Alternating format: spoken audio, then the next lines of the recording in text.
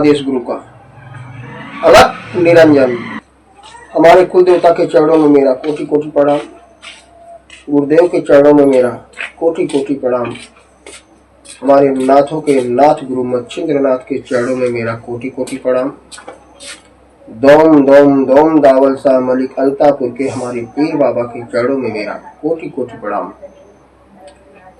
आदि शक्ति आदि माया के चरणों में मेरा कोटि कोटि प्रणाम। आज हम बात करने वाले हैं अपने दरबार और इस दरबार में जिस शक्तियों से ये दरबार चलता है उनके विषय में कि नाथ है क्या, नाथ की शक्तियां काम कैसे करती हैं और इनकी महिमा क्या है, इसके विषय में हम बात करेंगे। हमारे नाथ नवनाथ में से सबके गुरु मच्छिंद्र नाथ से ये दरबार हमारा चलता है और ये शुरू से ही जब प्रकट हुए तभी से ये किसी का दुख नहीं देख पा रहे थे। जो दुखिया इनके पास जाता था उसका दुख और संकट उसी वक्त खत्म होता था। ऐसे थे हमारे नाथ बाबा और आज उन्हीं की कृपा है हम पर और गुरु की कृपा है कि हम जैसे लोगों का गुरु की कृपा से नाथ का साथ मिला और हमारे नाथ की महिमा अब बहुत ही अपरंपार है। जैसे समस्त देवी देवता, अभी जो बात हम बोलने वाले हैं, हम लोग 3 साल है, बोलना नहीं चाहिए लेकिन वर्णन कर रहा हूं तो बताना पड़ेगा। हमारे नाथ के सामने समस्त देवी देवता जितने भी आए सब परास्त हुए। वो महाकाली, काल भैरव महाराज, बजरंग बली, ऐसे तमाम देवी देवता उनके रास्ते में आए जिसने सबको परास्त किया और बाबा को सब जुबान दिए, वरदान दिए कि जिस घर में तुम्हारी पूजा होगी, जो व्यक्ति तुम्हारे शरण में रहेगा, हम उसके घर पे कोई भी अनहोनी नहीं होने देंगे या नहीं करेंगे। शमशान की महाकाली, बेताल, शमशान के स्वयं शिव, जिस घर में बाबा की भभूति पड़ी होती है और कोई समान नहीं, क्योंकि बाबा हमारे भभूति से ही पूरा संकट खत्म करते थे। जिस घर में बाबा की भभूति पड़ी होती है उस घर में कोई भूत प्रेत, कोई देवी देवता अनायास उपद्रव नहीं बचा सकते, क्योंकि सब बाबा को जुबान दी हुई है। और जो व्यक्ति उनके शरण में है उसकी तो बात ही अलग है। और रही बात शक्तियां हम सबका सम्मान करते हैं। माता काली हमारी माँ है, भोलेनाथ, जितनी भी शक्तियां हैं सबको हम प्रणाम करते हैं। हमको किसी से कोई ऐसी बात नहीं है, क्योंकि हम तो सबके बच्चे हैं। लेकिन इनका वर्णन जो था वो हम थोड़ा समझाने का प्रयास कर रहे थे। बाकी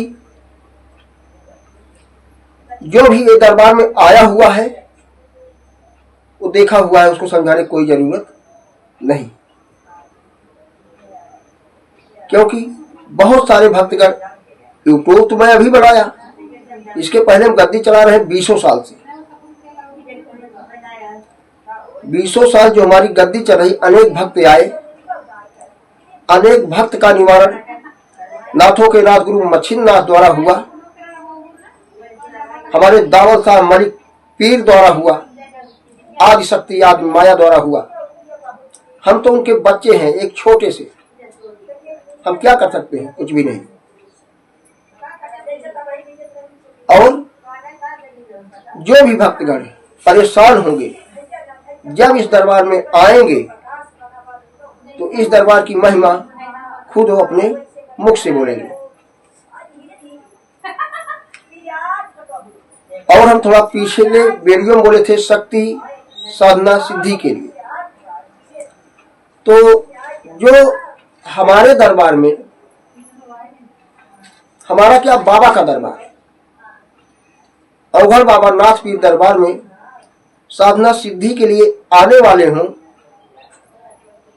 इनको पहले अपनी एक फोटो, अपना नाम, अपनी माँ का नाम, अपना गांव, अपना जिला और कौन सी शक्ति इनको साधना करना है उसका नाम हमें व्हाट्सएप करेंगे।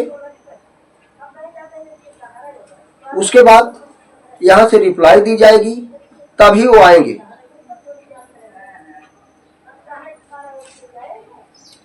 और एक बात, दरबार में आने से पहले जब हमको भेजेंगे अपना सारी चीजें, तो उनको एक मंत्र दी जाएगी, उस मंत्र का कंठस्थ करें। कंठस्थ करके 1.5 से 2 घंटा आसन जीतना सीखें। 1.5 से 2 घंटे। जब 1.5 से 2 घंटे वो आसन जीत लेंगे तो उनको साधना करने में कोई दिक्कत नहीं आएगी, कोई बाधाएं नहीं आएगी। शक्तियां जो होती कोई भी देवी की हुई या देवता की हुई, बाबा ला के उनके शरीर में उतार तो देते हैं 2 मिनट में, लेकिन जैसे वो साधना 11 दिन करेंगे तो उनको सब समझ में आ जाएगा कि हाँ शक्तियां मेरे पास आ गई हैं। अगर हम वैसे अगर उतार के भी भेजेंगे तो समझ में नहीं आएगा। इसलिए जो हमने बताया, नाम, एड्रेस, फोटो, डिटेल सब चीज भेजेंगे, मंत्र जाएगी, उसे कंठस्थ करेंगे, 1.5 से 2 घंटा आसन जीतने की प्रक्रिया करेंगे, उसके बाद ही दरबार में आए।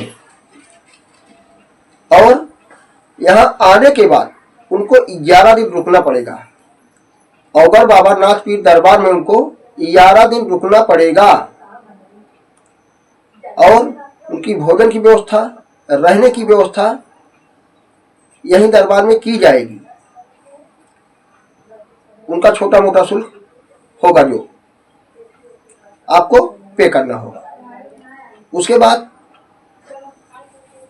शक्तियां आप लेके यहां से जाओगे। हाँ, एक बात, लोग बोलते हैं कि महाकाली हमारे ऊपर है, भैरव बाबा मेरे ऊपर है, बजरंगबली मेरे ऊपर है। ऐसा कुछ भी नहीं है, आप लोग समझ लीजिए। जैसे महाकाली की आप साधना किए तो महाकाली स्वयं नहीं जाती, उनका गढ़ एक होता है, हर देवी तक एक गढ़ होता है, वो आपके पास जाता है, उसी के द्वारा आप टोटल सारा काम करोगे। क्योंकि ये सही कोई बताता नहीं है, सही यही है जो मैं बोल रहा हूं।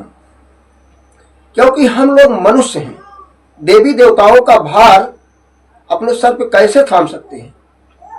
हमारी आपकी पावर नहीं है उनका भार थामने का। सच्चाई यही है जो मैं बताया आपको। बाकी तो बहुत सारी चीजें हैं बोलने को, बहुत सारी साधना है। भूत प्रेत की जो साधना है, बेताल की जो साधना है, हम भी करवा देंगे, कोई दिक्कत वाली बात नहीं है, ये बहुत छोटी बात है। लेकिन ये साधना करके अपना अहित मत करो। ये साधना करने वाले व्यक्ति का अहित ही होता है लास्ट में। इनकी आयु भी क्षीण हो जाती है और खुद भी ये प्रेत लोक में पहुंचते भी हैं। लेकिन जो देव शक्ति, देवी शक्ति है, इनकी साधना जो होती है आपको यहां भी काम करेगी, और जब अपनी शरीर आप छोड़ोगे उसके बाद भी आपके साथ कुछ अच्छा ही होगा। क्योंकि शक्तियां जब लेते हैं कई चीज का बंधन हो जाता है, आप कोई भी अनैतिक कार्य नहीं कर सकते। सत्य रास्ता पे चलना, सत्य का पालन करना, जब आप शक्तियां लेते हो, एक पालन करते हो, तो आप बुरे रास्ते से बच भी गए। आप शक्तियों के लालच में बुरे कार्य से बच गए। जब आप बुरे कार्य से बचोगे तो उद्धार तो हो रही है। और जितनी भूत प्रेत शक्तियां हैं ये ठीक नहीं होती, या कोई भी अगर भूत प्रेत की शक्तियां ली हो या सिद्ध किया हो तो आप उसके घर पर जाके देखो, पूरी आयु नहीं जी सकता वो, अब प्रेत योनि में जाएगा ही। इसलिए हम यही बोलेंगे कि हमारे पास ही नहीं, कहीं भी आप रहो, कहीं भी साधना करो तो देव देवी की ही साधना करो। कोई योग्य गुरु ढूंढ के देव देवी की ही साधना करो। यूट्यूब देख लिए कोई अपना साधना करने चल बसे। अरे यूट्यूब देख के किसी की साधना सफल हुई अभी आज तक? उनके मार्गदर्शन में रह के साधना करो, कोई योग्य गुरु का साथ पकड़ो, उनके शरण में रह के अच्छी साधना, उच्च कोटि की साधना आप करो। जैसे पिछली वीडियो में बोला था ना कि भूत प्रेत जो हैं ये देव और देवी के सामने एक मिनट टिक नहीं सकते। वही आज भी बोल रहा हूं कि आप लोग अगर हमारी वीडियो आप तक पहुंच रही है, इस पे गौर करना, मनन करना, चिंतन करना कि हम क्या बोले हैं। इसलिए आप लोग स्वस्थ रहिए, मस्त रहिए और अच्छी साधना करिए, अच्छे गुरु के मार्गदर्शन में करें, ताकि कोई आपको दिक्कत ना आए साधना काल में। गुरु क्या होता है? गुरु एक सीढ़ी होता है, वो आपको रास्ता दिखाता है, और उसके शरण में हो तो रास्ता भटकने भी नहीं देगा। उस रास्ते में कोई कांटे नहीं आएंगे, चलना आपको ही पड़ेगा, गुरु चलेगा नहीं, चलना आपको ही पड़ेगा। इसलिए अच्छा योग गुरु के मार्गदर्शन में आप साधना करें और सफलता प्रदान करें। आदेश अलख निरंजन।